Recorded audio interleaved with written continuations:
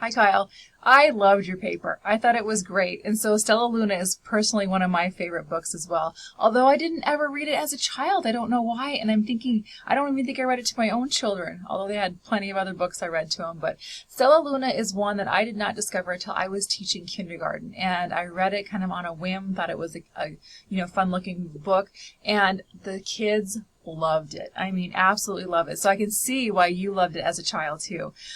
Just the different, you can teach so much with this book. I mean, you can do, facing your fears. You could do, being part of the family. You could be doing, like the family parent thing. And I love the idea that, I love it when you talked about your mom reading this book to you. And the sentence you have at the bottom could not ring more true. You say, I think now more than ever that remains critical for developing children. You hit the nail on the head. So if you ever get a chance, there's a book out there called Reading Magic by Mem Fox.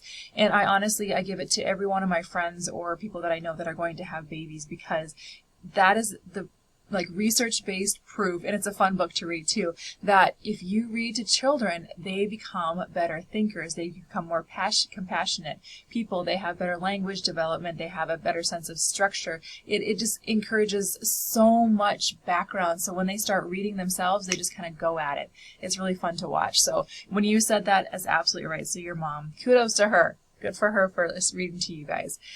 So I did a little looking around on the internet, and I don't know if you know this, but Stella Luna is read out loud on the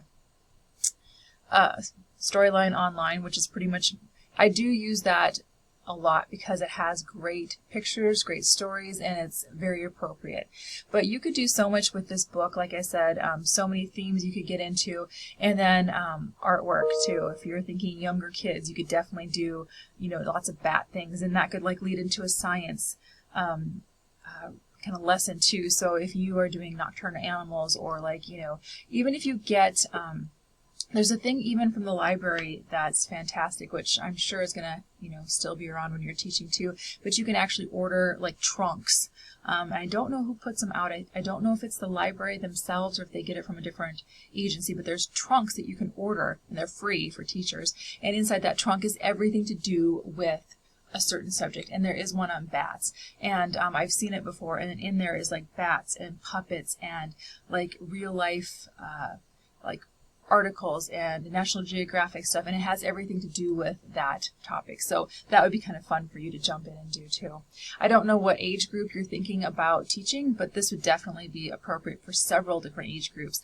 Younger, of course, because that's kind of, the mom and the cuddling and the nurturing part of the story, but definitely it can be for higher grades. I know some of those 3rd and 4th graders act like they don't want to read a book, but I have never read a book to a 4th grader that they didn't just are glued to. So this would be a good one for that too. Is you just have extension activities to go with it. That, of course, would be different than those kindergarten ones.